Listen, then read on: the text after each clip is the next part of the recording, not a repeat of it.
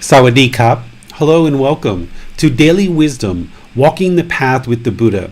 This is our Pali Canon and English study group where we study the words of the Buddha that he actually spoke during his lifetime to share his teachings. And by studying with the words of the Buddha, you can more directly understand the teachings that lead to enlightenment. Enlightenment is a peaceful, calm, serene, and content mind with joy, where the mind has been trained through the entire path to enlightenment in order to eliminate all discontent feelings. And the kind of way to directly move the mind towards this enlightened mental state, it really starts with developing wisdom. It's very important that you learn the teachings, you reflect on them, but then you move them into practice and actually practice the teachings so that you can see the truth for yourself to acquire wisdom. With this newfound wisdom, the mind will function very differently in the world. So by studying directly with the words of the Buddha, you're able to more precisely understand exactly what the Buddha was teaching so that then you can determine whether it's true or not. So in this program, each Saturday, we study this book series, The Words of the Buddha. This book series has 13 volumes of books. And on Saturdays, we study volume 2 through 13, progressing through the books little by little each class session. This particular class session, we are in volume 12, which is titled Lowly Arts. Lowly arts are like the dark arts, or the things that the Buddha essentially guided his closest students to not actually practice. Things like palm reading or predicting the future or fortune telling, things like this. You're going to see as we study today, there's these long lists of things that the Buddha shared that he knew that were things that were going on in the area around him, in the places that he was teaching, and he was sharing with people not to actually practice these things. And there are specific reasons why one shouldn't practice these things. The vast majority of this book, volume 12, is really dedicated to teachings for the ordained practitioners. But because their particular discipline and their training guidance is so much more precise and so much more detailed, we can actually glean a lot of detail and understanding of the Buddha's teachings from this book, and we can implement it into our practice to improve the condition of our mind. So even though we're not ordained, we're not living in a temple, we're not doing the things that monks necessarily do, like walking on the street and getting food from people who decide to donate food, we are living this household life, and there's certain challenges that we meet in the household life that are very different than the ordained life. But this ordained discipline, these ordained training guidelines are training that we can learn from and extrapolate lessons for our household life. So that's what we're going to be doing in today's class, is going through this particular book. Now, we studied chapters 1 through 39 this week, and if you've already read those, then great. If you haven't, no worries, because I'm going to be displaying them on the screen for everybody to learn from. And in the future, when we restart this program, we're not going to be doing as many chapters as we're doing currently. We're only going to be doing 10 chapters a week. But now we have this book, volume 12 and volume 13, to finish up this particular iteration of the Pali Canon and English study group. And once we finish and we start over on August 7th with volume 2, we're only going to be doing 10 chapters a week. And I will explain more about that when we get to August 7th and maybe even a little bit before then. So I would like to just welcome you all to our class today, and very pleased that you decided to join. the way that we start off this particular program is we start off with doing meditation as a group together.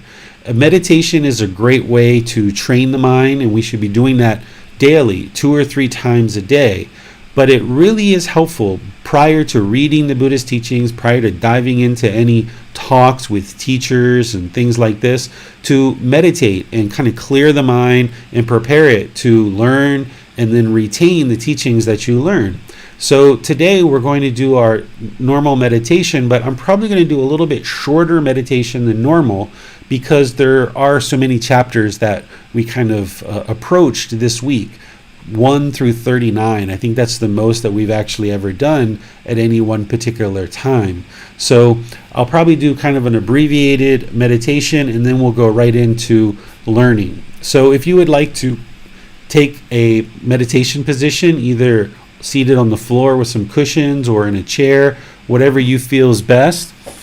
There's also the lying in the seated position that you can use as well. Go ahead and make your lower body comfortable, and your upper body should be nice and erect. By keeping your upper body erect, this engages the muscles around the spine and keeps the mind attentive and alert so that your mind can do the work in meditation. The meditations that you're doing in the Buddhist teachings, they're not for you to zone out and just kind of completely disengage. You should actually be very active in the meditation. There should be effort and energy applied during meditation to do the work that needs to be done during the meditation. So by keeping the upper body erect, that keeps the mind attentive and alert during your meditation so that you can then do the work. Your hands and arms should be in your lap. Just place them in your lap, either the right hand over the left with your thumbs together, or you can put your hands on your thighs or your knees or the armrest of a chair. Essentially, wherever the body feels comfortable, just place your hands and arms in that spot so that all the muscles in the lower body and the hands and arms are completely disengaged. You should only have some erectness in your spine so that your mind stays attentive and alert. Next, close the eyes and start breathing in through the nose and out through the nose. Take some nice natural breaths. Breathing in, experiencing the full breath, and out.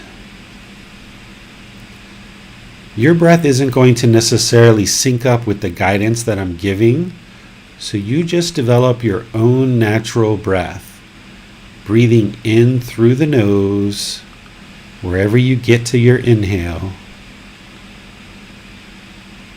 and then exhale wherever you get to your exhale. A nice, slow, steady exhale.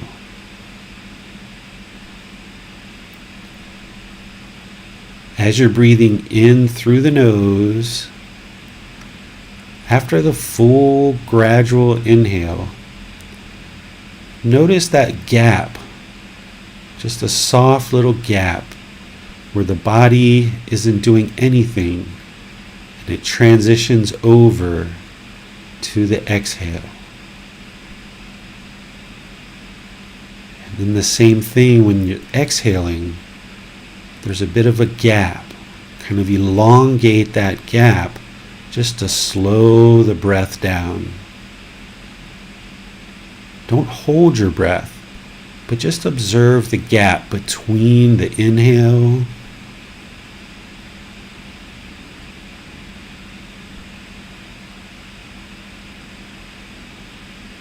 and the exhale.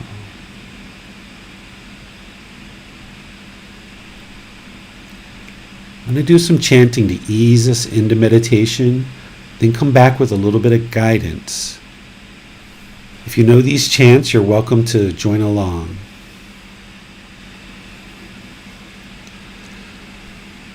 Arahang Samma Sambuddho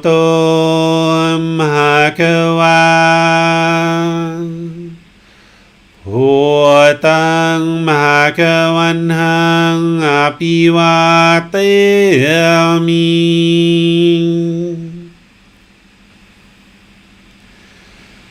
สวากขาโตมหะคะตาธัมโม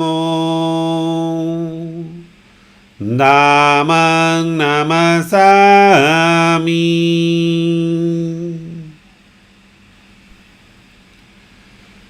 สุปฏิปันโนภะคะวะโตสาวกสังโฆสังฆังนามามิ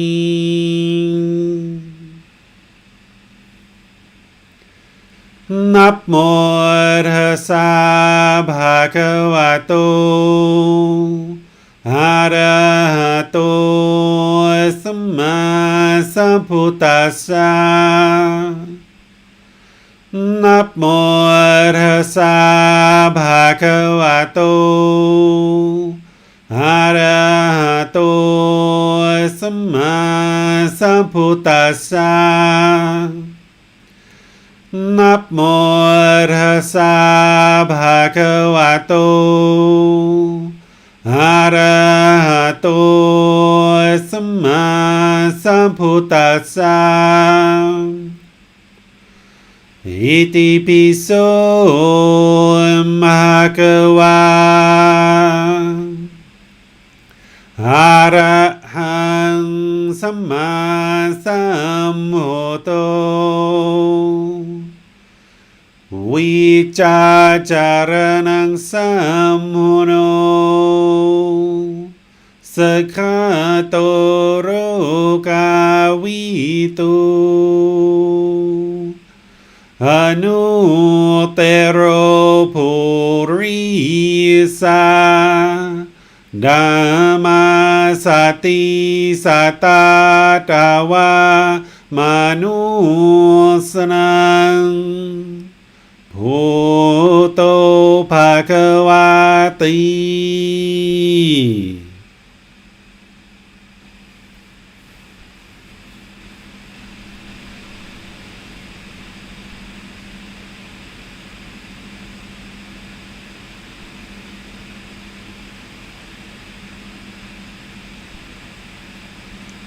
Okay, you should be breathing in through the nose and out through the nose at your own pace, experiencing the full breath,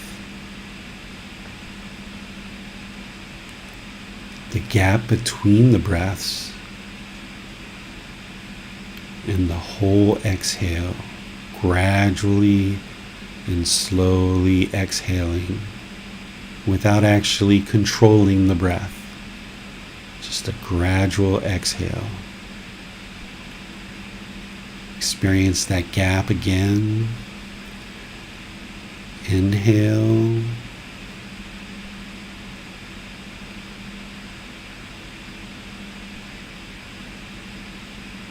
And exhale. Start fixating the mind on the breath, the sound of the breath, or the sensation of air moving into the nose. This is the present moment. You would like to fixate the mind on the breath, the present moment. Whenever you notice that the mind is not on the breath, whatever the mind is thinking about, just cut it off, let it go. Bring the mind back to the breath, the present moment. Breathing in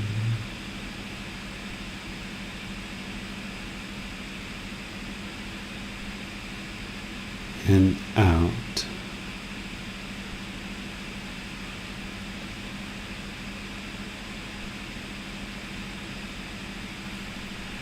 What you're working on here is observing the mind, being aware of the mind.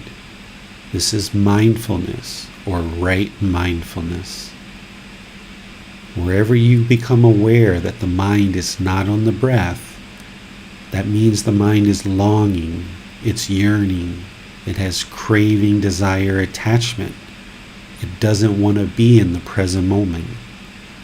And wherever you notice that, you cut off that craving, desire, attachment. Let it go. Bring the mind back to the breath, the present moment. Breathing in and out. I'm going to let you do this work. Just focus on the breath.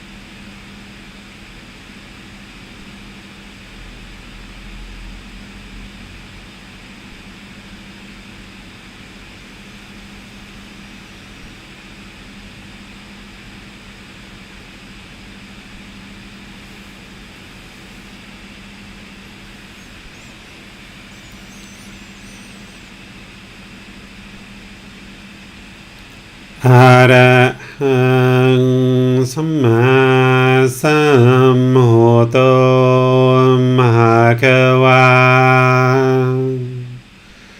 พุทธังมหาควันหังอภิวาเทมิสวากขาโตมหาควตาธัมโมนามังนามาสามิ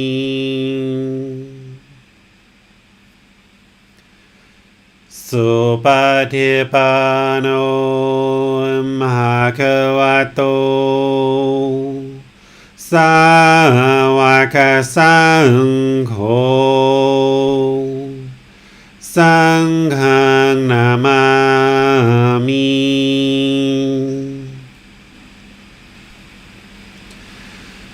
นะโมตัสสะภะคะวะโตอะระหะโตสัมมาสัมพุทธัสสะนะโมตัสสะภะคะวะโตอะระหะโตสัมมาสัมพุทธัสสะนะโมตัสสะภะคะวะโตอะระหะโตสัมมาสัมพุทธัสสะอิติปิโสภะคะวะอะระหังสัมมาสัมพุทโธวิจาจารณังสัมมุโนสัคคะโตโรกาวิโตอนุเตโรภูริสานามาสติสัตตาตาวามานุสนังพุทโธภควาติ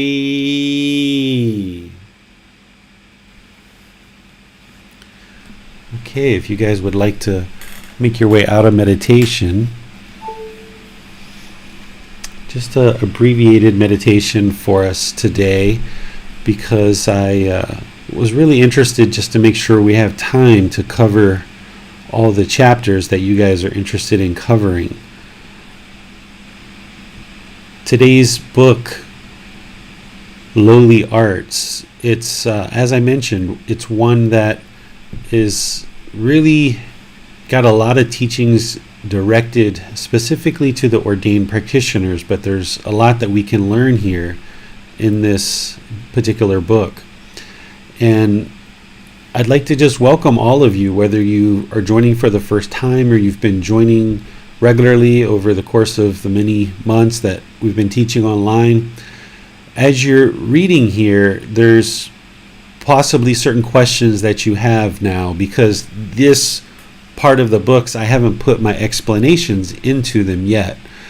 When we restart in August, we'll have not only the Buddha's words, but you'll have my words under those as well to help guide you in your studies. But for now, what we're doing is just kind of opening things up for any questions that you guys have on any of the chapters that you studied. We studied chapters 1 through 39. If you have questions on any of these chapters, all you need to do is put that into the comment section of Facebook, YouTube, or Zoom. Our moderators will see that and be sure your questions get asked during the class. And then if you're in Zoom, there's a way to electronically raise your hand that you can ask any questions or follow-up questions directly by just raising your hands, and the moderator will call on you. So I'll just turn the class over to you guys, ensuring that we have enough time to cover as many questions as you guys might have. If there's any questions that we don't get to, you can always use the Facebook group in order to ask those questions. You can send a private message. You can ask in a future online class, or you can schedule a personal guidance session with me where you can ask your question in a one-on-one teaching where you can get some personalized guidance. So I'll just turn things over to you, Manal and Basam, for any questions that anybody might have. Yes, Teacher David, we have a question from Judith, and a question on chapter 1. Sure, let's go to that chapter and take a look. She asks, what would some of the lowly arts like medicine have the sole purpose of helping someone do their eightfold path and sitting in meditation if their body or mind are in pain or sick? Could you talk a little bit about that? Thank you so much. Sure. So this first chapter is really helping people to understand what lowly arts are, because it's not a common word. When you think of lowly arts, think of low, right? Kind of low arts, something that the Buddha has a distaste for. And there's specific reasons why he has a distaste for all of these things. In this first paragraph, he's talking about various things like a ascetic or Brahmin who he says is feeding on the food of the dedicated, right? Because in the region of the world that he was in, there were all these household practitioners who were going off and working and laboring and applying their energy and effort, their resources, and then they would donate that food and any kind of clothing and shelter to these roaming ascetics, these homeless people that were either looking to attain enlightenment, or in the case of the Buddha, having attained enlightenment. And the exchange is that these household practitioners are going out and doing all this work, and they're working for themselves, of course, but they're practicing generosity to share with the ascetics and the Brahmin. And then by the ascetics and Brahmin not needing to really work, they just dedicate their time, effort, and energy and resources to learning and practicing, discovering what it takes to get to enlightenment.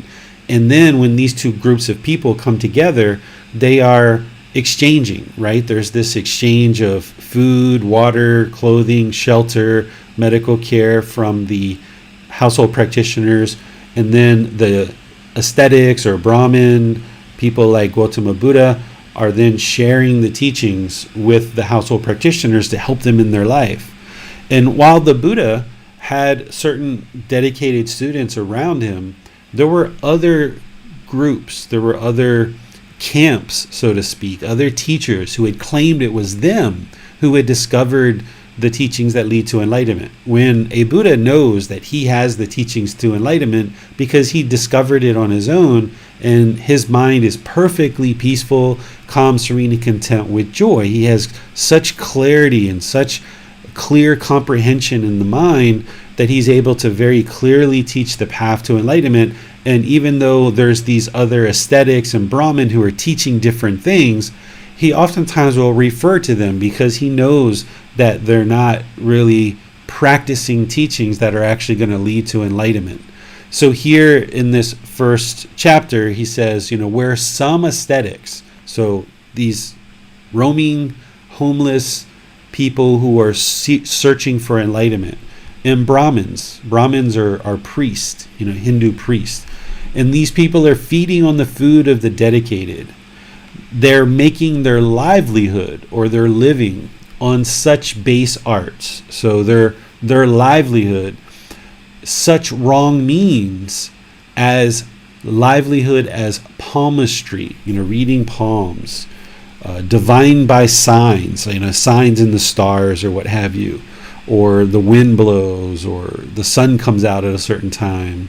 All these different things, dreams, body marks, mouse gnawings.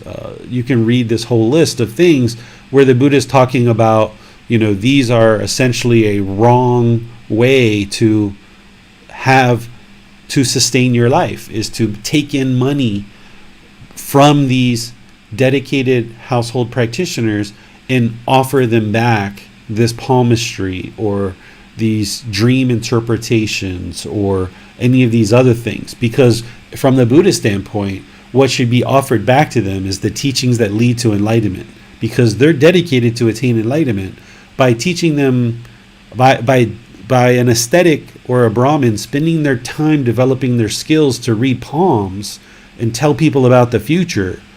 Well, the path to enlightenment is all about bringing the mind to the present moment. So if somebody's kind of wasting their time, they're spending their time learning how to read the palms, they're wasting this food from the dedicated people who are truly interested in getting to enlightenment. But what these aesthetics and Brahmin were offering back are something like palm reading, which is going to essentially promote the wrong thinking that's going to actually inhibit these people from attaining enlightenment, not actually attaining it. So let's go through these different paragraphs and get to the one that Judith is asking about.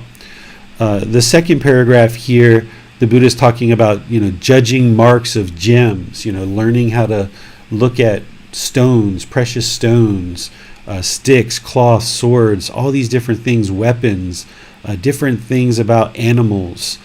He's saying, this is all, the wrong way to live our life and base our livelihood off of these type of things. It's essentially a waste of time. He talks about,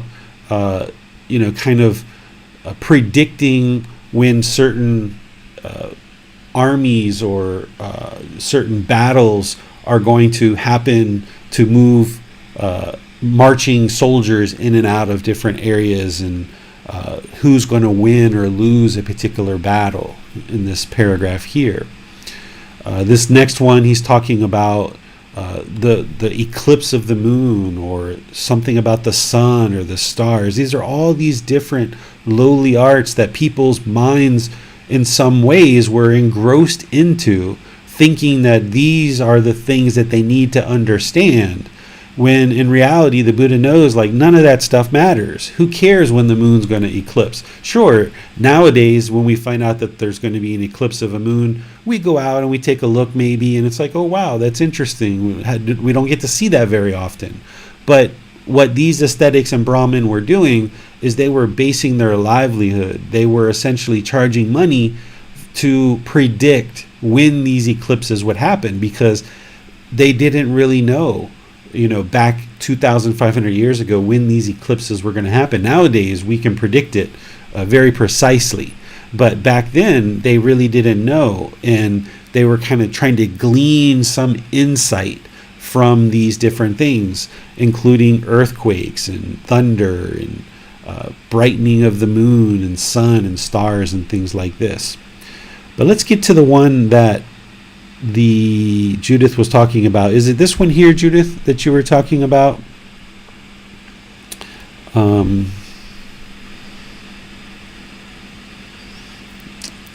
It was something about medicine. It could either be that paragraph. Looks like it's probably that paragraph. Or no, maybe this one down here, right? Can you let us know which paragraph you were interested in looking into, Judith? If it helps Teacher David, she does have a follow-up comment. It is confusing to me because some ancient medicine also uses palmistry, astrology to check the doshas, spirit medicine, and practitioners say that this is a Buddhist medicine. I don't know how to make sense of it. Yeah, I know Judith is in the Thai massage and traditional Thai medicine, and I used to at one time be into those things as well. And what people have done is they've really blended like these folk traditions and this folklore in with traditional medicine, in with the Buddhist teachings, and some people call all of this Buddhism, when in reality it's just a bunch of mixing that's happened. So what you're describing as doshas and predicting certain things based on the stars and the astrological things, this isn't part of Buddhism. And that's why it's so important to study the words of the Buddha, because the vast majority of the world, the vast majority of the Buddhist world even, has never even seen a teaching from the Buddha in the words of the Buddha. You can have people that have been studying Buddhism or even born into Buddhist countries like Thailand that have never actually seen the words of the Buddha in print and read his actual words. So what you get is you get this passing down from generation to generation, and people changing and morphing and kind of adding things without them even realizing it. Their mind is just kind of mixing all this stuff. So when we go back to see the true words of the Buddha, that's where we can see his true teachings.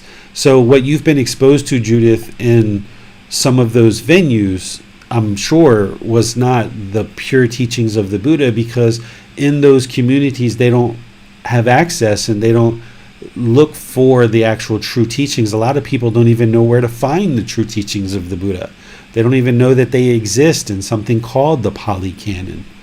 So there's no way to heal the human body, in my view, through looking at the stars, right? That's not how we heal the human body.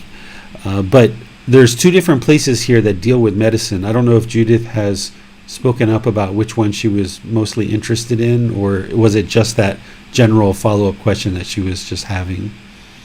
She does. It would be helpful for her to review the last paragraph. Okay, so it's the last one. Okay, good. So it says, whereas some ascetic and Brahmin, feeding on the food of the dedicated, making their living by such base arts, such wrong means of livelihood as appeasing the heavenly beings and redeeming vows to them. Okay, so that's kind of like a waste of time, because that's not going to produce anything beneficial in terms of training the mind to eliminate discontentedness through this path to enlightenment. Making earth house spells, causing virality or impotence. I think you guys know what that is. Preparing and consecrating building sites. This is like blessing, sites where people are going to build houses. Giving ritual rinsings and baths. Making sacrifices, food sacrifices or animal sacrifices that were going on, and in some places still go on today. Giving emnics. I don't know what that is. I would need to look that up, but I think this is where it starts getting into the medicine part. Purges, expurgants, or this is like to bring up phlegm out of the body. Giving ear, eye, nose medicine, right? The reason why all of these things, we can go through the whole list. Ointments, counter ointments, eye surgery, podiatry, using balms to counter the side effects of previous remedies. Now remember who he's speaking with here. He's speaking with the ordained practitioners. Those ordained practitioners, from the eyes of a Buddha, should be focused on enlightenment, attaining enlightenment. That they should be learning the Four Noble Truths, learning the Eightfold Path, reflecting on that, practicing that, developing their mind through meditation, because that's what's going to lead to enlightenment. And then as they receive these offerings from the household practitioners, it would be the teachings that then get shared with the household practitioners to improve their life. So the Buddha is not saying that nobody should be doing these things. That's not what he's saying here. Because there's going to be people who need to apply medicine. We need medical treatment in society. But in terms of the ordained practitioners, those are people who have given up the home life and they're living off of the effort, the blood, sweat, and tears of the household practitioners. And what they should be getting back from the ordained practitioners is teachings. If a ordained practitioner is involved in any of these other things, they're not really doing what they were setting out to do. By giving up the household life, they're setting out to attain enlightenment, not to become a medical doctor, not to provide medicine, not to do any of these other things. There's going to be other people in the community that do these things, but for ordained practitioners, they shouldn't be doing these things. They should just be solely focused on the path to enlightenment. So I think that probably helps clear it up, Judith, because you were probably thinking the Buddha was saying that nobody should be doing these things, when in reality he's really talking specifically to the ordained practitioners here. Right, here's another question. I read that Rishi monks make a vow not to get enlightened until the next Buddha comes, and they keep the lowly arts. Why would that be? Is that true? So Lucy, they are not monks. They are traditional medicine practitioners, and they will tend to follow about 30 precepts. So they're practicing really deeply, or they should be practicing really deeply, but they've got a lot of this stuff that we're talking about right here in their practice because they're in that folklore, folk medicine, doing a lot of that spiritual stuff. A lot of them, they're not really dedicated to enlightenment. They're more dedicated to providing traditional medicine, and they kind of mix in a lot of other stuff. So I imagine some of them have said that they've chosen not to attain enlightenment, but to me, that's not the teachings of the Buddha. The Buddha's teachings are not to forego enlightenment. There's this premise in the world amongst some Buddhist practitioners that they are going to forego enlightenment in their lifetime in order to help as many people as possible to attain enlightenment, and then they're going to attain enlightenment in some future life. This premise is just completely wrong view. And remember, right view is so important in order to attain enlightenment, because a person who's deciding to not attain enlightenment, they can't help other people attain enlightenment because they don't know how to attain it themselves. It's kind of like trying to teach someone to drive a car, but you've never driven a car before. How could you teach someone to drive a car if you've never driven a car before? And if you're choosing not to attain enlightenment, then there's going to be rebirth. And that means that you don't necessarily know what realm you're going to be reborn into. And it's most likely not going to be the human realm. So these people who say they're not going to attain enlightenment in order to help other people, well, they can't help other people because they can't even help themselves. They don't know how to attain enlightenment.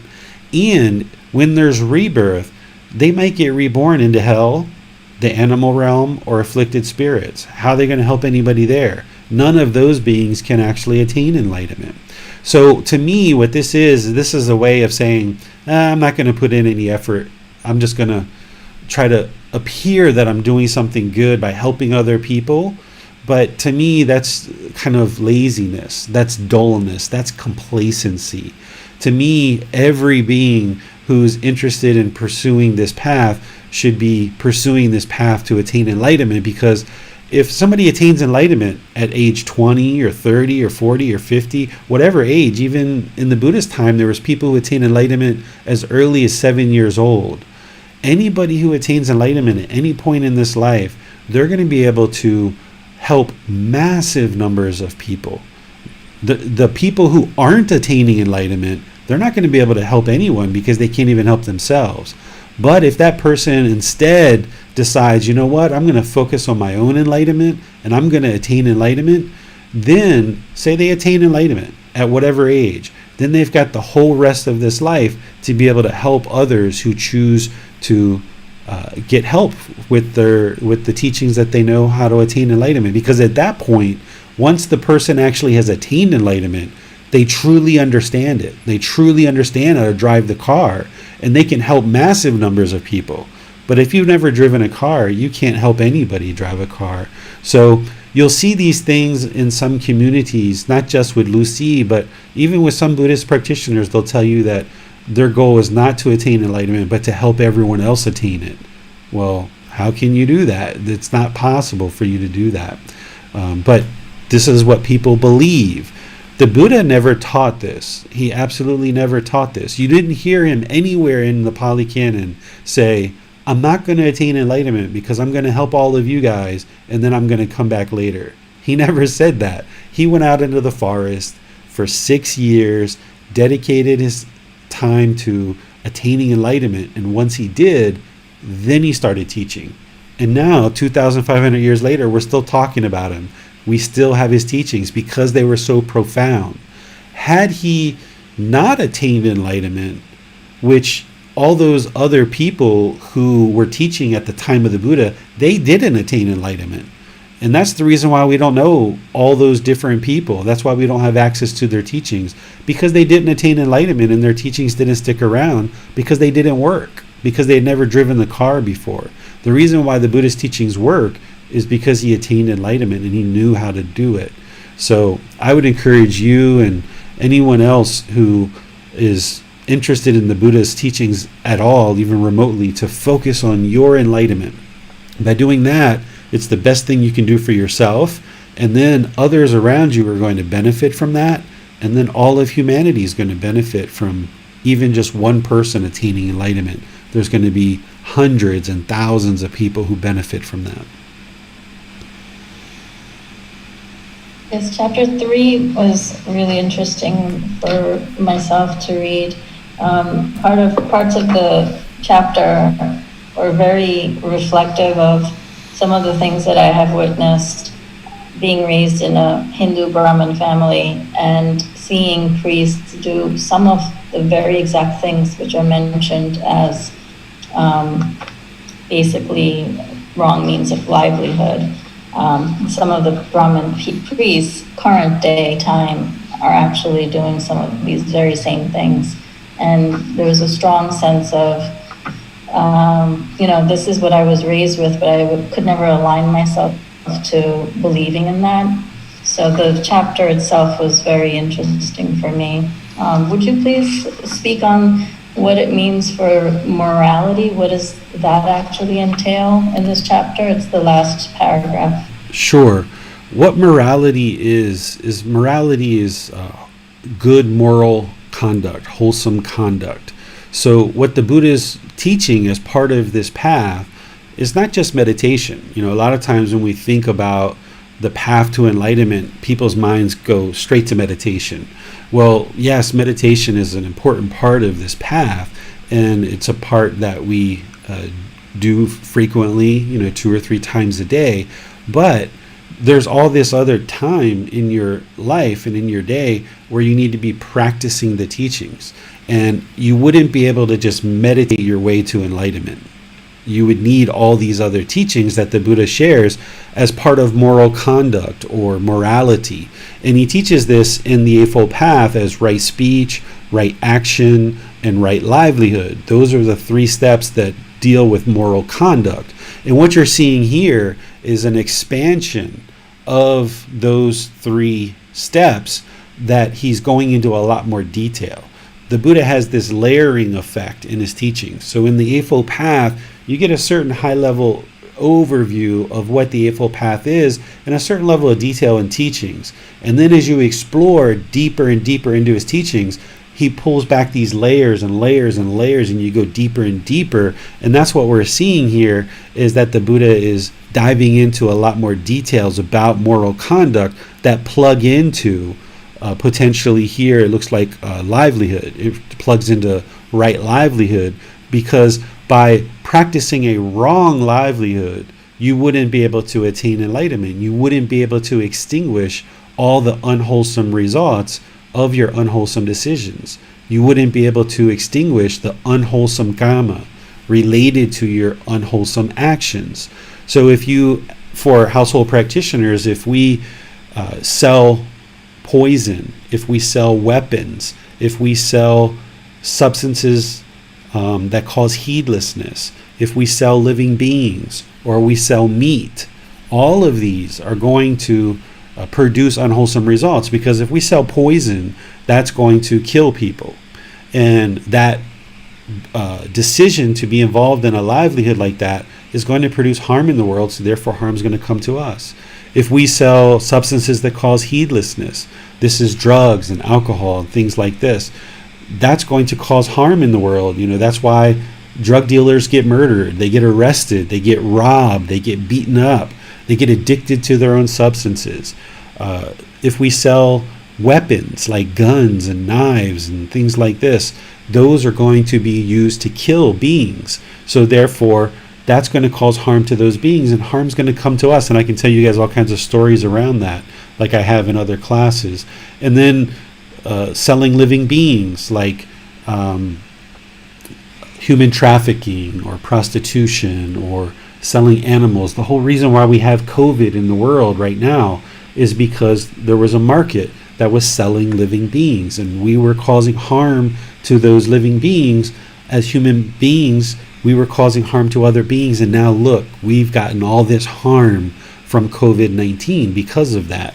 And the Buddha taught this as part of his teachings. And then the other one is if we sell meat, because in order to sell meat, you have to kill living beings to get to the meat. And that's also what brought about COVID-19 as well. There's nobody that's controlling all of this. It's just what's going to happen.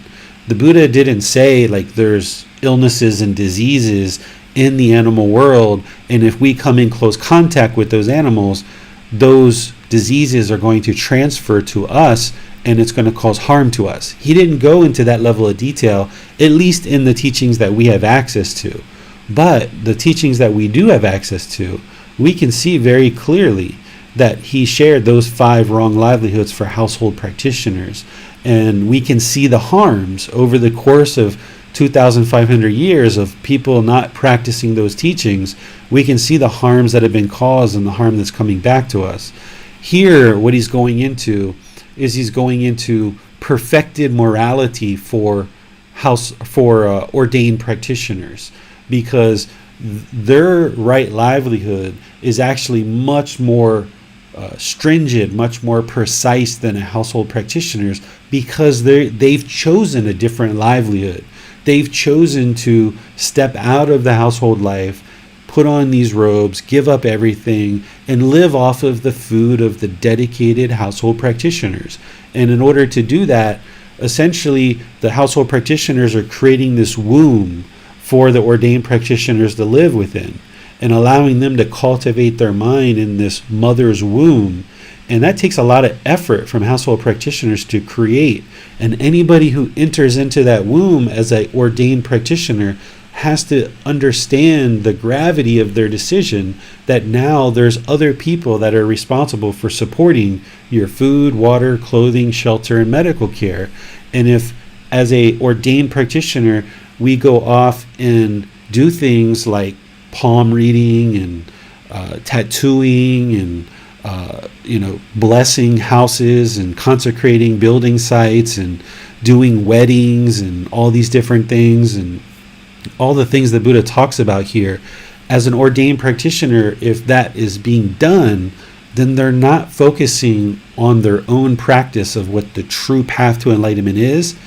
And in doing so, they're misleading and misguiding these household practitioners, because the household practitioners see them doing all this stuff and they're confused because they don't understand the true teachings. So they're not perfected in morality if they're giving tattoos or they're doing things for a livelihood that the Buddha is talking about here. It's hurting their practice, their own mind as an ordained practitioner, and it's hurting massive numbers of people in the household life, because they're out there working hard to create this womb and they're not getting the guidance and the good wholesome teachings that the Buddha shared to guide them to attain enlightenment. So in order to be perfected in morality for an ordained practitioner, they would need to practice these teachings that the Buddha is talking about in terms of right livelihood for ordained practitioners, which is much more detailed and precise than for us household practitioners. Thank you for that explanation. We have a question from Amina in chapter 5. She asks, why did the Buddha share that talk about being and non-being is pointless? Okay, so let's go through this one. This is a smaller one that we can talk about. There's a couple different things I'd like to talk about in here. So it's titled, The Aesthetic Gotama Refrained from Pointless Talk, right? Kind of frivolous talk, idle chatter, irrelevant talk. Whereas some ascetics and Brahmin, feeding on the food of the dedicated, right? He always puts that in there because there's an extra requirement for ordained practitioners because they're feeding on the food of the dedicated. Remain addicted to such indemnifying conversation. This is like distasteful. I'm going to probably change that. What chapter is that? Chapter 5. As about kings, right? Kings have a lot of power and they're leading large groups, large populations of people. Thieves and ministers of state. This is like political people, political appointees. Talk about armies, dangers, and wars. Talk about food, drink, garments, beds. Talk about garlands and scents. Talk about relations, like, this person doesn't get along with that person, and this person doesn't get along with that person. Vehicles, villages, towns, cities, countries, right? Like talking about, that city over there is not good, or this city over here is good, or that country is horrible, and we live in the best country ever. We're the greatest country in the world. This kind of talk, right? Talk about women. Talk about heroes. Street talk. Talk by the well. This is like talking like nowadays in the office, we have like office coolers, right? Where people go around the cooler or the snack room or the break room and just chit chat and gossip, right? Talk about those departed in days gone. Those are people who have died. Rambling chit chat, speculation about the world and about the sea. Talk about becoming this or that. This is like talking about, I'm going to be the best merchant you've ever seen. I'm going to invent this new thing and I'm going to become this person. I'm going to become so popular. I'm going to become famous. I'm going to become a celebrity. I'm going to write a book and be an author. I'm going to do this. I'm going to do that. That's what he's talking about here, like bragging about what you're going to become. The ascetic Gotama refrains from such conversation. Right? So he refrains from all of this because he only talked about what leads to enlightenment. That was his purpose for 45 years, is to guide countless people to enlightenment.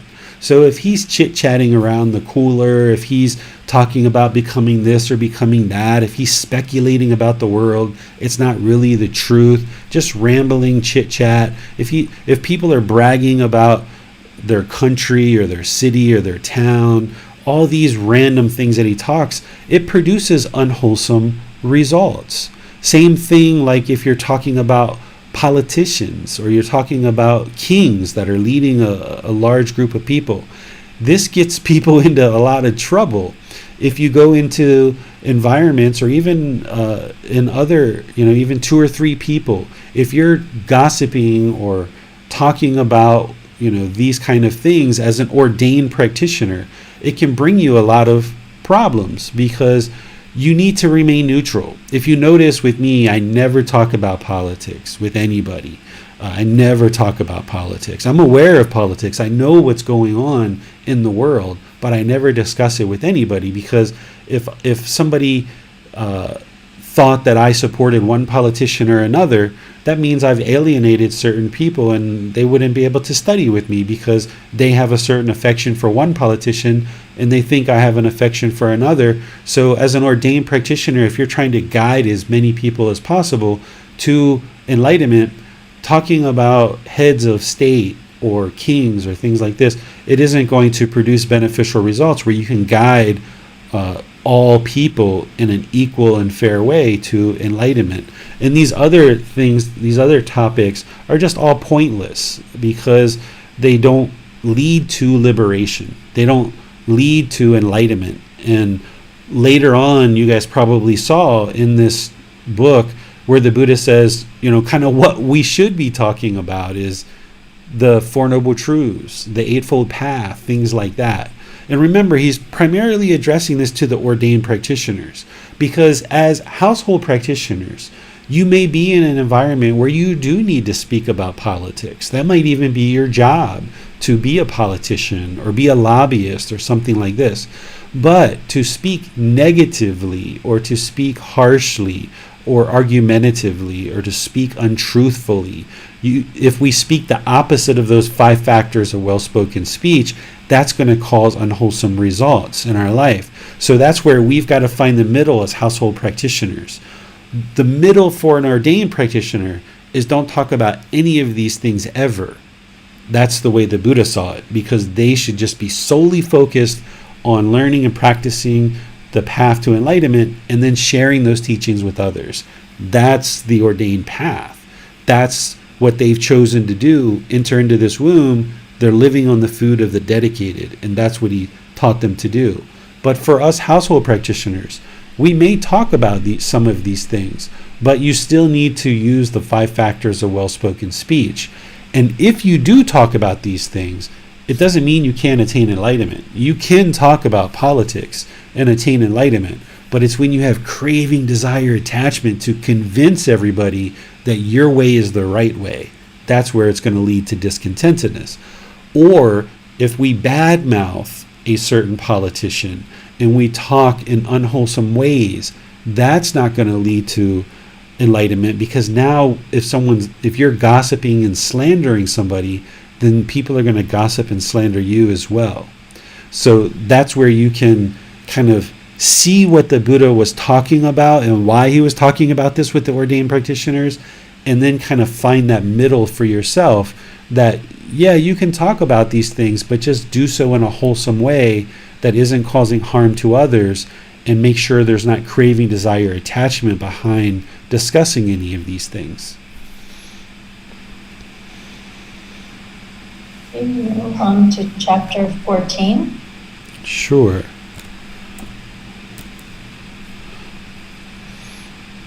Judith has a question on page 50. Okay, is page 50 is probably in the Buddha Vajana book. Maybe you can give me a paragraph number or something like that. Right, she asked, I didn't understand what it means censoring the Eightfold Path. What is the grade 40? Okay, yeah, I was looking at that today myself. So here, the Buddha once again is talking about wrong livelihood. And he actually gives an order here. He talks about right view coming first, which is what I always talk about in the group learning program, is how a practitioner needs to establish right view. They need that breakthrough to be able to break through and understand and practice the Four Noble Truths. Right view is always first. That's like the first step to anybody progressing to enlightenment. Without deeply understanding the Four Noble Truths and practicing it, you wouldn't be able to attain enlightenment. Then he goes on to say how right view essentially leads into right livelihood, is what he's talking about here. Then right livelihood leads to a right effort, which is the next one.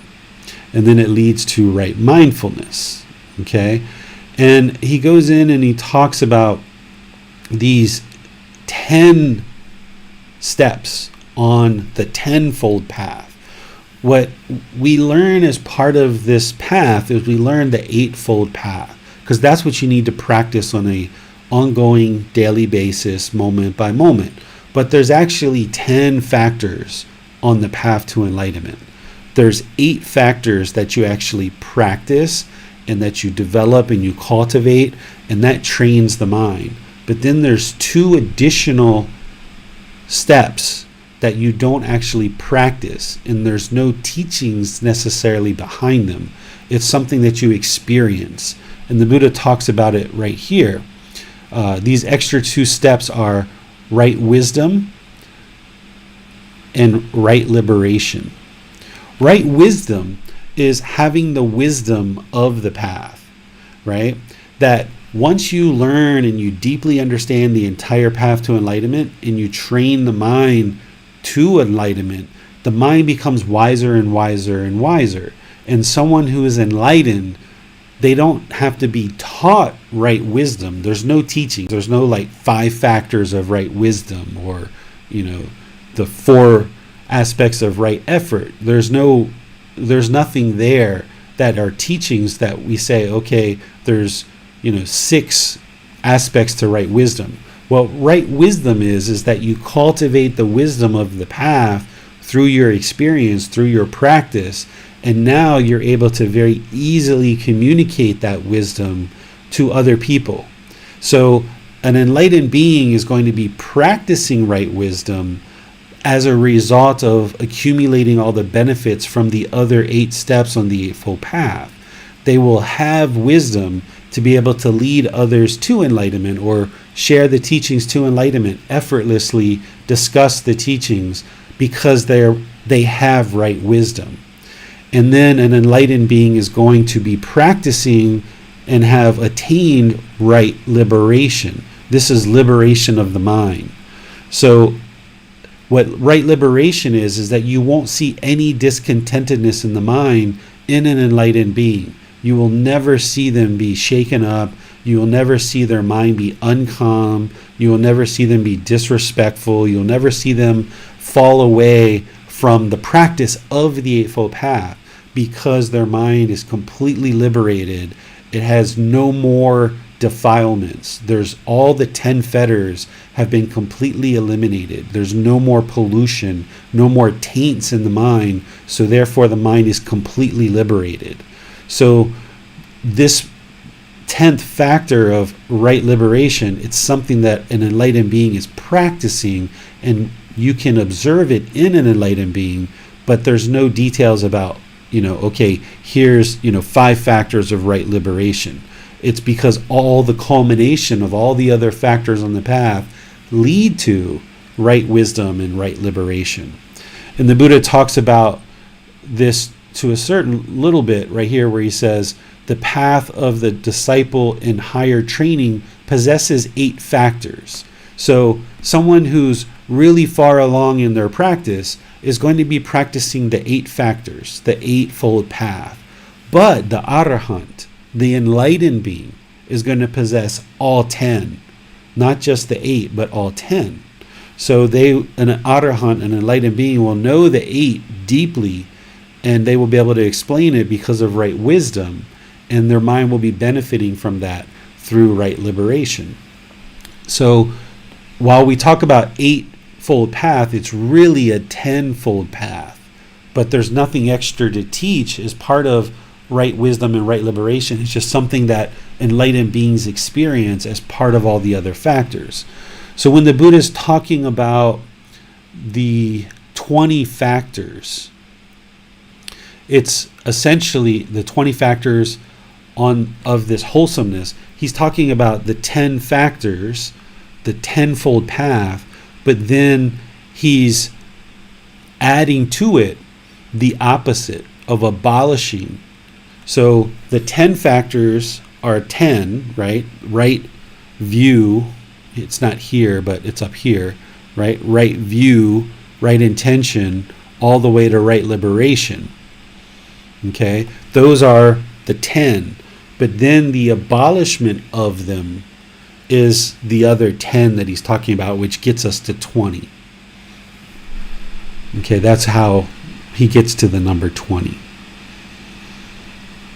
So there's right speech, which is the factor, but then there's actually practicing right speech, which is the wholesome side of that factor, which now there's 2 aspects to it, if that makes sense. You don't have to know this in too much detail. As long as you're practicing the Eightfold Path and you get deeply into the teachings and then accumulate the benefits of the extra 2 factors of right wisdom and right liberation, that's what's important. But the reason why he's gotten to 20 factors here is because of there's really 10 factors, and then there's the opposite or the practicing of that, which is the abolishing of the unwholesomeness and producing the wholesomeness of each individual factor. Okay. And chapter 16, please. 16. All right. Judith asks, what is an 8th existence? Okay, so what the Buddha's talking about here in chapter 16, and he's got a whole bunch of them here that we've laid out, is he's talking about the first stage of enlightenment. He's saying that this being who's attained the first stage of enlightenment has 6 cases of incapability. Actually, I'm sorry. Everything I just said. The first stage of enlightenment is one who has 6 cases of incapability, meaning that somebody can't potentially experience any of these things or do any of these things. And here the title of the chapter is One Accomplished in View. Being accomplished in view means that you have right view. You've deeply understood and you're deeply practicing right view. Whenever you're practicing right view and you deeply understand that and you're deeply practicing it, that means you've significantly diminished ignorance or confusion or unknowing of true reality, that delusion, right? That's actually one of the fetters. But someone who's accomplished in view, they're not somebody who's fully attained enlightenment, but to the Buddha, someone who's attained the first stage of enlightenment is accomplished in view. So he gives us all these discourses of someone who's attained the first stage of enlightenment would be incapable of these particular things. And what he says is, the first one is, they would be incapable of residing without deep respect and politeness towards the teacher, which is him, the Buddha. Because anybody who's attained the first stage of enlightenment, they've significantly diminished their discontentedness. They've moved their mind through the four jhanas, experienced that, which has a lot of beneficial results as part of the jhanas.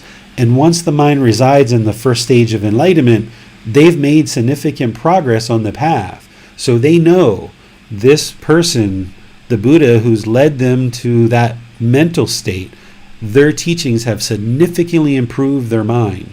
So they would be incapable of having not having deep respect and politeness towards him, because he's the one who helped them to accomplish that goal. The second one is incapable of residing without deep respect and politeness towards the teachings. Right? This is his teachings. Incapable of residing without deep respect and politeness towards the community, because there's all these other practitioners, ordained and household practitioners.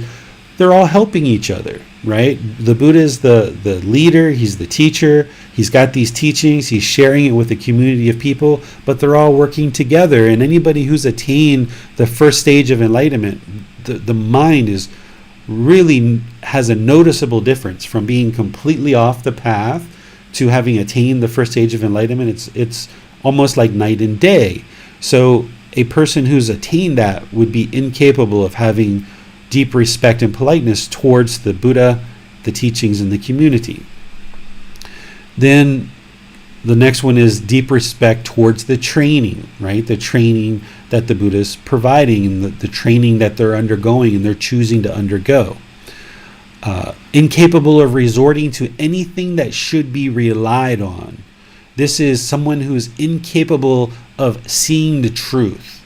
That anybody who's attained the first stage of enlightenment, in order to get there, they would have to be able to independently observe things in the world and be able to discern the truth in order to acquire a certain amount of wisdom to get to that first stage of enlightenment.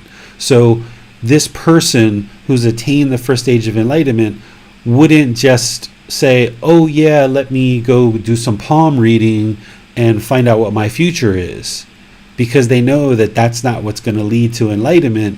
So they would not resort to anything that should not be relied on. So palm reading is not something that should be relied on. Instead, it's all about the present moment, making wise decisions with wisdom, and making those wise decisions leads to wholesome results.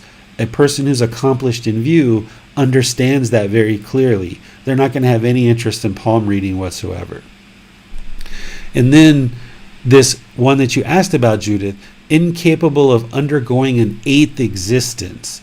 A person who's attained the first stage of enlightenment, if they die at the first stage of enlightenment, they will come back into the human world no more than 7 times. So they will not experience an eighth existence. They won't be reborn an 8th time. The maximum that they would be reborn is 7 more times, having attained the first stage of enlightenment. So they might be reborn 2 times, 3 times, 4 times, 5 times, 6 or 7 times, but they're incapable of ever being reborn an 8th time. That's what the Buddha is saying here. We have a question on chapter 21.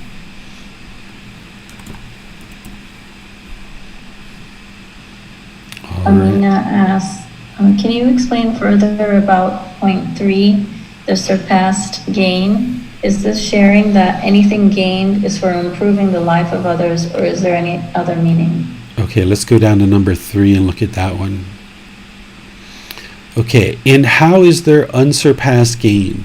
Here, someone gains a son, a wife, or wealth, or they gain various goods, or else they obtain faith in an ascetic or Brahmin of wrong view, of wrong practice. That is this. There is this that I do not deny. So let me pause here. So this first part, what he's talking about is a practitioner who gains this faith or this belief in an ascetic or Brahmin who's actually practicing wrong view, who doesn't understand the Four Noble Truths, who doesn't practice the Eightfold Path. That's of wrong practice. So that's why the Buddha taught, and he had certain close students to him, but there were other ascetics and Brahmin doing all different kinds of stuff. And if a household practitioner or any ordained practitioner even gains this belief or this faith in an ascetic or Brahmin of wrong view or of wrong practice, that's what he's talking about so far.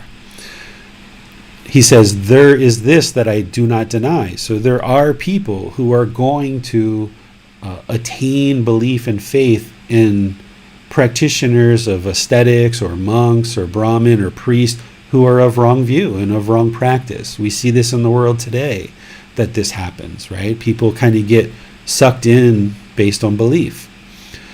But this gain is low, common gain.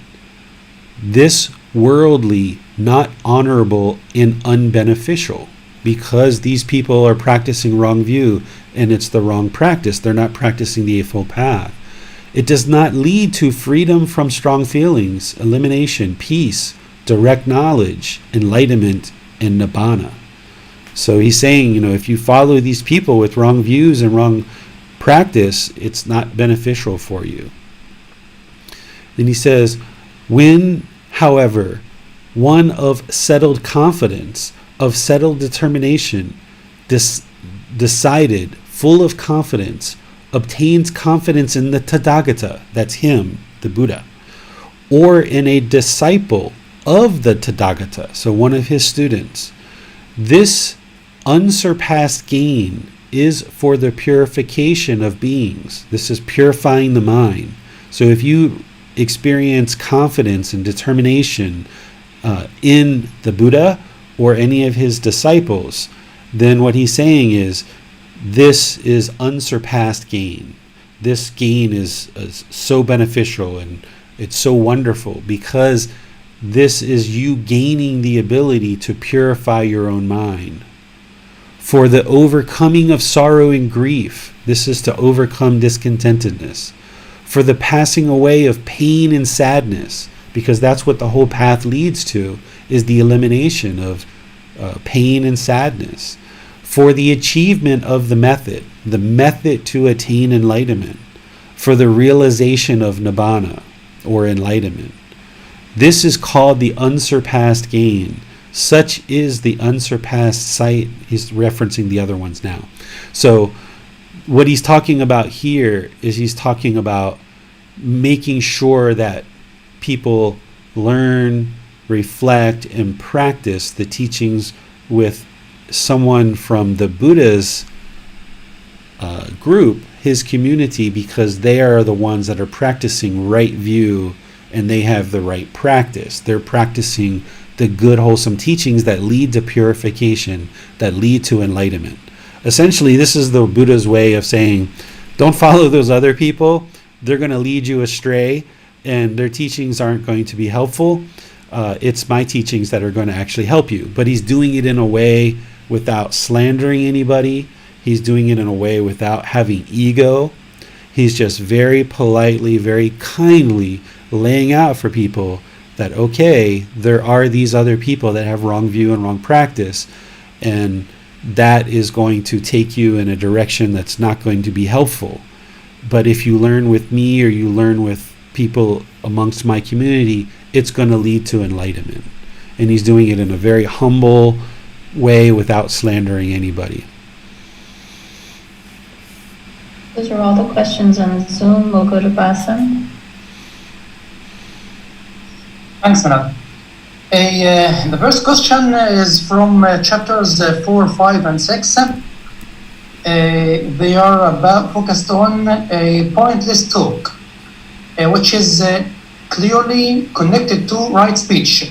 So here, many points as guidance from the Buddha to practice a right speech. Do you suggest to work on these points one by one, practice them one by one? What I suggest people do is they first focus on the 5 precepts. In the 5 precepts, the 4th precept there is no lying, right? Like no false speech. Be one to be relied on. Be dependable, not a deceiver of the world. Work on that first. If you've got that one down and you never lie, then you can move on to the 5 factors of well-spoken speech. The reason why lying is important to purge from your life practice is because if you lie, your mind's going to be neurotic, trying to figure out what you said to one person versus another. You're not going to be able to attain this peaceful, calm, serene, and content mind with joy because the mind's going to be neurotic, trying to figure out what you said from one person to the next. So if you've gone 6 months, a year, 2 years, or longer, and you just only speak the truth, then you can move on to looking at the 5 factors of well-spoken speech, which is speaking at the right time, what you say is true, you speak gently, you speak beneficially, with a mind of loving kindness, and you speak blamelessly. And if you look in volume 1 of this book, Developing a Life Practice, The Path That Leads to Enlightenment, I've gone into detail in those in chapter 5, exactly what each of those factors are. Once you've got that really, really well, there's some other teachings in this book, volume 2 and volume 3, that really kind of expand your right speech and making it even deeper. There's some things in there that are even beyond the 5 factors of well-spoken speech. Then when you're practicing that really well, then also you can refine it to this level if you like. But mainly this is for ordained practitioners. The main thing that you can take away from this one is it's not wise to talk negatively about kings because they have a lot of power. And if you went around talking negatively about kings, you're going to have some trouble. So don't talk negatively about kings or any royal family or anybody in a high position that people consider to be a high position. Don't talk about politics in a negative way, right? If you're going to talk about ministers of state, talk about the positive things of the people you support and the people that are doing the good things. Focus on the good things and talk about all the good qualities of the people you support. There's no reason to talk about all the bad qualities of all these other people that you don't support. That's just bashing and gossiping and slandering them, and it's going to only come back and hurt you. So you can take that away from this particular teaching. Talk about armies, dangers, wars. You may need to talk about those as a household practitioner, but again, doing it without craving, desire, attachment. You may talk about food, drink, garments, beds, talk about garlands, scents, talk about relations, vehicles. These things are all common things that we talk about in the household life. But now when you talk about these things, just be sure you're not talking about them with craving, desire, attachment. If you just really feel that a certain vehicle is so good and you're trying to convince everybody to buy one particular brand of vehicle, that's your craving, desire, attachment, putting your expectations and forcing others to feel the same way you feel about something. So you can talk about vehicles, for example, but just do it without craving, desire, attachment. Same thing with villages, towns, cities, and countries. You can talk about these things. Oh, I went to Thailand, or I went to Australia, or I went to Japan. You can talk about these things as a household practitioner. But when you start boasting about it, and you start boasting about your travel, and the ego comes into it, that's where you start running into challenges. Or if you start boasting about your hometown or your home country, or you say, we're the greatest country in the world, we're the greatest than anybody. This is what the ego is doing. And by projecting that stuff out into the world, that arrogance, that pride, that measuring and comparing of one to the other, this isn't good for your practice. So to eliminate the ego, you can talk about these things that we're discussing now, the villages, towns, cities, and countries, but just be sure you're not boasting about your travel and look how great I am that I can travel around the world, and I live in the best country in the world, and all of these kinds of things. And some of these other things as well. But when it gets into talking about street talk, right? This is like profanity, right? Unwholesome talk. Talk by the well. This is just gossip and slander. You want to get rid of all of that. Talk about those that departed in days gone.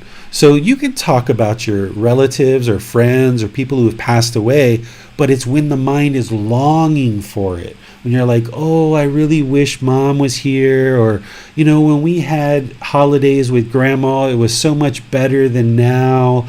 Now grandma's gone and it's just not the same as it used to be.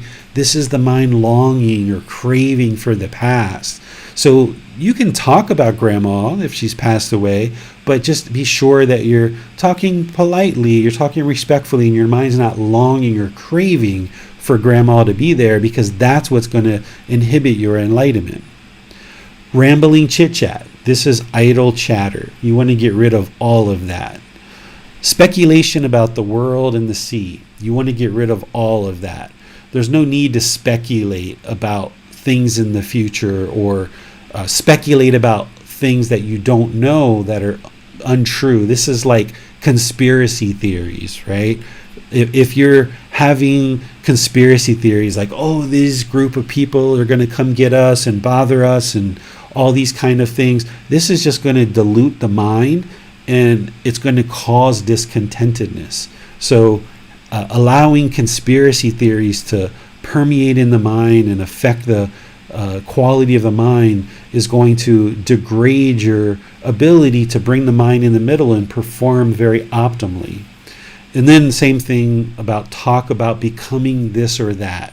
There's really no need to talk about that with other people. Say you're 20 years old and you're planning to become a doctor, or say you're 40 years old and you're planning to become a doctor or some other position like a lawyer or something. There's no need to boast about that. If that's the livelihood you chose, you're on the path to doing that, you're in a university program to accomplish that goal, just go do it. That's your livelihood. But when you start boasting about it, that's where the ego and arrogance and pride comes in, and people don't enjoy being around somebody like that. And you're going to find your relationships are strained when you become very self-centered and very selfish that way. So that one you can get rid of altogether. Anything that you're going to accomplish in your life, just accomplish it. Just do it. No need to boast about it. So that's my advice on all of those. So, while the mind is acquiring more and more wisdom, the mind will avoid such a pointless talk or false speech, or a practitioner should be aware of these and apply some effort. You have to actively train the mind on these things. Nothing in this path is going to happen automatically for you. It's through learning the things that I'm sharing with you that you can see, yeah, if I talk about kings or I talk about politicians in a negative way, that's going to come back and hurt me, right? That's actually how Jesus got killed, right? Essentially, he, I think, was talking bad about tax collectors and Pontius Pilate and all these other things. It wasn't God that killed Jesus. It was Jesus' own speech and actions that led to his death. It was his karma, right? all these other things that I just mentioned, if you're chit-chatting and rambling speech, people aren't going to be interested to talk to you because you're just idle chatter, rambling chit-chat. You're not going to be able to help people in beneficial ways through your speech because people aren't going to be interested in listening to you. If you speculate about the world, if you have conspiracy theories and you're talking about those with people, people aren't interested in hearing that stuff. It's just eluding everybody's mind. If you talk about becoming this or that and you're very boastful, if you're noticing these things in your practice now, anything that I've talked about, you're going to have to actively take effort to apply your practice to not do these things in the future. So when you learn this from the Buddha's teachings, what the Buddha is explaining to you here in his teachings is not a bunch of rules to follow. He's explaining to you the things that cause unwholesome results. That if we boast about becoming this or that, it's going to lead to people thinking you're arrogant and prideful, and you're going to not be able to have opportunities to improve your life because people aren't going to be interested to work with you because you're so arrogant and prideful, right? So it's not a bunch of rules to follow. It's about seeing that by you choosing to speak in this way, that's an unwholesome decision. And making that unwholesome decision is going to have unwholesome results for you. And the way that you learn this wisdom is through the Buddha's teachings. You learn it intellectually. But then here you see we're reflecting on it. We're not just learning what he taught. We're actually talking about it. We're thinking about it. We're looking at the unwholesome results because of doing these things. That's the reflection. Seeing the real truth in the teachings through reflection. But now you move it into practice where you actively apply energy and effort to not do these things. And then when you do that, you're going to see that your relationships are going to be more wholesome, more beneficial. You're going to have more friends. You're going to have people that are interested in working with you. You're going to have opportunities that come to you in order to improve your life that you wouldn't otherwise have. You're going to find it really easy to interact with people because people are going to be interested in speaking with you and having interactions with you because you're not causing harm through your speech in this pointless talk. So you're going to have to take active effort and energy to take this wisdom from the intellectual learning to reflecting on it and then move it into your practice and see the condition of the mind improve and the condition of your relationships improve because you're not practicing pointless talk. Yes, okay. Next question is from chapter 12. The Buddha is giving guidance about not judging others. So the reason the Buddha here is providing is a good and reasonable one. But are there any other reasons for one to not judge others? Yes, the main teaching that the Buddha is talking about here is a Buddha is able to determine the stage of enlightenment for other beings. And the Buddha is observing one particular person and saying, oh, he's a once returner, which is the second stage of enlightenment. And then there's another person and he's saying, oh, that person is a once returner as well. But then there's a person who disagrees with the Buddha and he says, no, that can't be because this person was celibate. He didn't have sexual contact. This person had sex, therefore they can't be the same stage of enlightenment. And the Buddha's sharing here that he says, don't be judgmental regarding people, meaning don't attempt to judge other people's stage of enlightenment. Don't try to determine whether they're enlightened or not in terms of the average person, right? Because you're not going to be able to do that. You're not going to, and you shouldn't be trying to measure and compare people. So he's saying, don't pass judgment on people. Those who pass judgment on people harm their own mind. I alone, or one like me, meaning another Buddha, may pass judgment on people, meaning only a Buddha is able to really determine what stage of enlightenment people are, and that's and a Buddha's goal is to help people progress to enlightenment. So a Buddha needs to try to determine where people are in their stages of enlightenment in order to help them get further. So that's why a Buddha is going to be determining the stage of enlightenment for people. And a Buddha may not even tell people what stage they think they're in, but instead just kind of evaluate that on their own and then offer them teachings to help them continue further on the path. But with that said, you can take this a level further, that if you understand what judgment is, aside from the type of judgment that I just talked about, if you look at judgment as measuring and comparing, as you yourself being superior or inferior to others, when you do this and you feel that you're inferior, that you're superior to people, you're going to look down on people with arrogance and pride. This is going to cause harm in your relationships. If you feel that you're inferior to people, being below others, your mind is going to be uncalm and shaken up when you're around someone that you feel is above you. So the Buddha is saying, don't do this. Don't allow your mind to judge other people that you're either above them or below them. Instead, just practice equanimity is part of his other teachings, where you just treat all people fairly and equally. Because if you try to pass judgment on people and put yourself above people or below people, it's only going to harm your own mind. So don't judge others, is what he's saying. And that's one of the things that some people do in the world, is we go around wanting this pecking order. Who's above me and who's below me, right? And you act one way with people when you feel you're above them, and you act another way with people when you feel you're below them. And this is why the mind is neurotic and it's uncalm, it's unpeaceful. Because your mind's having to figure out, is this person above me or below me? Because I treat people above me in one way and I treat people below me in another way. This isn't good for the mind. It really taxes the mind. It takes a lot of effort and energy to do that, and you feel exhausted at the end of the day. And this comes from our animal existences, that we want a pecking order in the pack of like species. But we don't need that in the human world. You can just treat everyone equally with equanimity and fairness, and just treat everybody the same. Polite, kind, friendly, and respectful to all people.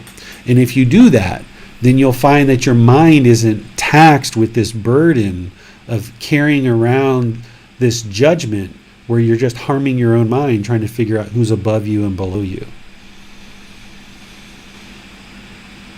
Yes, a follow-up question from Manal.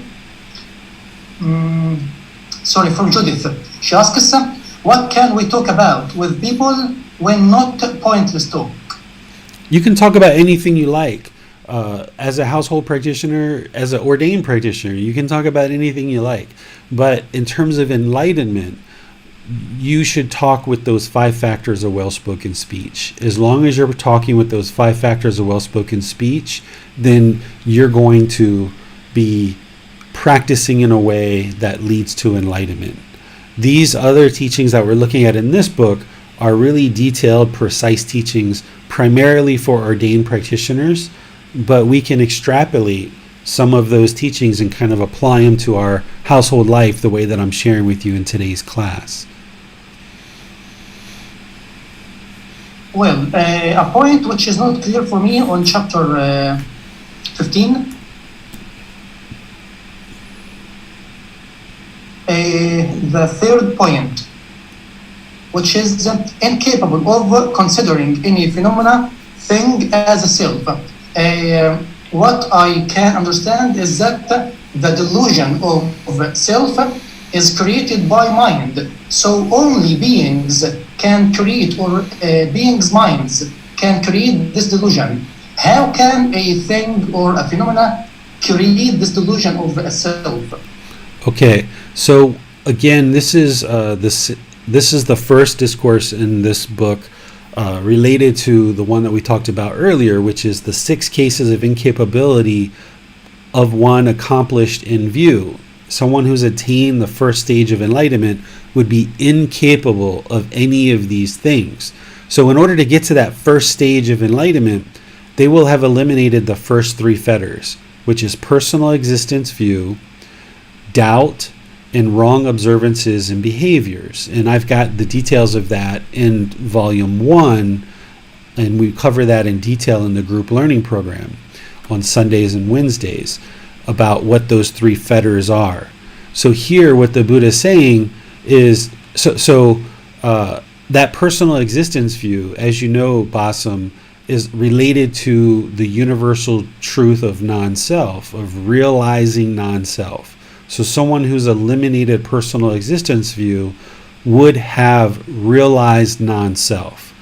And that's what he's talking about here, is somebody who is accomplished in view or attained the first stage of enlightenment would be incapable of considering anything as a self, because the self would be eradicated from someone's mind who's attained the first stage of enlightenment. Okay, these are all the questions that we have for today. So thanks a lot, teacher, for your time and effort. Okay, well, this was a really detailed class, which I'm really pleased to see that you guys are digging into the teachings to this level of detail. I think for the last 6 weeks, we've been in that Realms of Existence book of volume 11, and it's kind of like a lot of the same things that we were covering at different times, but now we're like back into some of the real core teachings related to this path. And as I mentioned, this book 12 is really related to the ordained practitioners, but there are certain things that we can extrapolate from it in order to benefit us in the household life. So that's why this is volume 12, right? It's not volume 1, it's not volume 2, it's not volume 3, right? This book series is 13 volumes. So here it is really far at the end, because in order for somebody to really glean the insight in the wisdom and be able to apply this, it's much further in your practice, right? And people who are normally studying at this point in time with me will have been studying with me for a year or 2 before they actually get to this point in their practice. So if you've joined this class for the very first time, no worries. Don't feel like you're lost or you're in the wrong place. There's plenty for you to learn here. That these books are sequentially ordered for a reason, because they gradually lay out the teachings of the Buddha. And if you haven't yet dived into volume 1 through 11, it would make sense that maybe volume 12 seems a little bit beyond what you currently understand. Or if you've been studying for a year or so and you've in volume 12 and part of it's making sense and part of it not quite yet, then that means there's just more for you to dig into. That means that you need to really work at this and understand it. So wherever you are in your learning, whether it doesn't make any sense at all, that's an indication for you that, hey, I need to start over at volume 1 and get back into volume 1. Or if part of it making sense, part of it's not, then that means, okay, there's more for you to dig into here. There's more growth for you. There's more for you to learn. Ask questions in the Facebook group. Ask more questions in these online classes. Reach out for personal guidance. Send me a private message. So dig into these teachings more through volume 12. So it's really nice to see that you guys are digging into these teachings as you are. When we redo this program, you're going to have my explanations underneath of these teachings. So what the class will probably become on Saturdays is how do we actually apply it? Because once you read the Buddha's words and you read my explanations under it, you're going to have a really good understanding of what the Buddha was actually teaching. And what our conversation is probably going to become in these classes is how do we actually apply it and realize the benefits from actually practicing this teaching. Because here in Chiang Mai, I have an in-person class that I teach on Thursdays, and they're actually using the volumes that I've written my explanations in. And as they're learning and they're coming to class having read the Buddha's words and my explanations, they don't really have many questions at all on what the teachings are. Their questions are, okay, how do we apply this? And how can we experience the benefits of this? So you're going to have in the next iteration of our program a lot more clarity in the translations and you're going to have the explanations that you didn't have if you've been through this program this first time. So that'll be really interesting to give you guys a chance to go through this program again with more content. And there's lots of people that are helping me with these books. Bassam is being really kind and generous to proofread these books and help me to ensure that the grammar and the punctuation is great. And it's really interesting that a non-native English speaker is helping a native English speaker with grammar and punctuation, right? Because I think he probably has studied English a lot more detailed than I have, because he is a non-native speaker. And it's those part of that part of the world that we're in, where a non-native speaker is helping a native speaker to get help with ensuring that the grammar is 100% precise. So I'd like to just publicly thank Bassam for all of his help and effort that he's doing to help me with these books. And there's also Miranda and Randall who are helping with the references. So what you're also going to have in the new version of these books is you're going to have references after each part of the Buddhist teachings. You know that I've kind of chopped this up and taken a long discourse and given you just a small portion of it, but now you're going to have references where you can go back and see what the Buddha was talking about before and after the part that's actually in the book. So by chopping it up this way in the books, it gives you just a small section to really focus on and glean the understanding of what the Buddha was talking about. But there might be some occasions where you would like to see what he was talking about before or after. And you're going to be able to do that now with the new books that I'm publishing, because it has the references that Miranda and Randall and myself are working on in order to get those into the books for you guys to make them even a better learning resource for you. So coming up in our next Saturday class, this Saturday coming up, we're going to be completing the rest of this book. So going from chapter 40 all the way to the end of the book. And that's what we'll focus on next Saturday. We'll do the same thing, a meditation starting off, and then giving you guys a chance to ask any questions. So if you have an opportunity to read prior to class, that's great. If you need to read after class, you can do it that way. Some people like to read before and after class. The way that you get access to this book is go to buddhadailywisdom.com, and then in the upper right corner, click on the link of free books. From there, it'll take you to the whole library of books, and you can download these books as you need them, whether you would like to start with volume 1 or any of the other volumes. And for some of the volumes, you'll be able to access printed copies as well, because Amazon has printed copies of some of these, but I'm working my way through and getting all of them into Amazon. So if you would like a printed copy, you can get one from Amazon. But also, if you download the PDF and you would like to just print it yourself, you're more than welcome to do that. I share all of these books openly and freely with all the students. I'm not interested in profiting on any of these books. In fact, any of the proceeds that Amazon gives to me as part of having these on Amazon, I put those proceeds right back into sharing these teachings with all of you. So I don't use any of the money from the sale of these books for my own personal life. I use it to further the resources and help you guys to further learn. So if you would like to print these books on your own, go ahead and print them, because I'm not concerned about making money on any of these books. I'm more interested in having these books land in the hands of people who are deeply interested and dedicated to learning and practicing. So if you'd like to download it or print it or share it with your friends, go for it. But if you'd like a nice bound copy from an actual printer, then that's what Amazon can offer you. And that's why I'm putting them into Amazon, so people can get access to those. But it's buddhadailywisdom.com, and then in the upper right, click on free books, and you'll see all the books there that are available for you. Tomorrow on Sunday, we have the group learning program, which focuses solely on volume 1 of this book, Developing a Life Practice, the Path That Leads to Enlightenment. In this book, we go chapter by chapter, one chapter a week, and this week we're on chapter 19.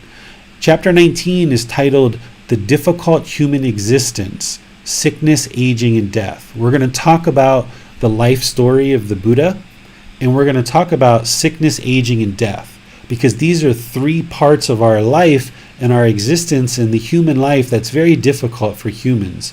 And we're going to talk about how to apply these teachings in those situations of sickness, aging, and death so that you can improve your practice during the most difficult times of your life, which is around sickness, aging, and death, your own sickness, aging, and death, as well as those people who are close to you. It's very difficult when you experience sickness, aging, and death for yourself and others around you. So we're going to talk about all of that tomorrow at the exact same time, 9 p.m. Thai time. So wherever you are in the world, it will just be adjusted for your time zone. And you can join either by Zoom, you can join by Facebook live stream, YouTube live stream, or we also will have that recorded in our podcast, and YouTube will have it and Facebook will have it recorded as well. So if you can't make it tomorrow, you can always watch it on the replay at any time later when you do have time. And then on Wednesday, we're going to be doing loving kindness meditation. Wednesday is our day to do meditation. We will typically do breathing mindfulness meditation or loving kindness meditation. And this week we're doing loving kindness meditation. Again, all the same time, 9 p.m. Thai time. So whatever time that is in your local time zone, you can join in the same Zoom or Facebook or YouTube or any of these other places that we stream to, and join all of us to meditate together. So thank you once again for all of your contributions, whether you're helping with the books or you're helping moderate or you're just joining as a student and just dedicating your time to learn and practice these teachings for your own life, to improve your own life. That's a great benefit to you, to those close to you, and all of the world. So thank you for all of your dedication, your determination, and your diligence to learn and practice these teachings, because it's the best thing we could ever do for ourselves, those close to us, and all of the world. So thank you so much. I'll see you in a future class. Sawadee krap.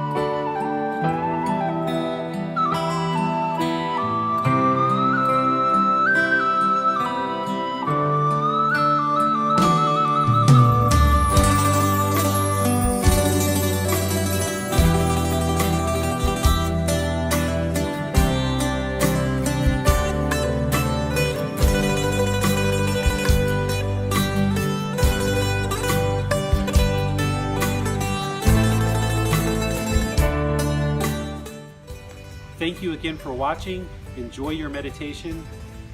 Look forward to seeing you online and answering any questions that you might have. Thank you so much.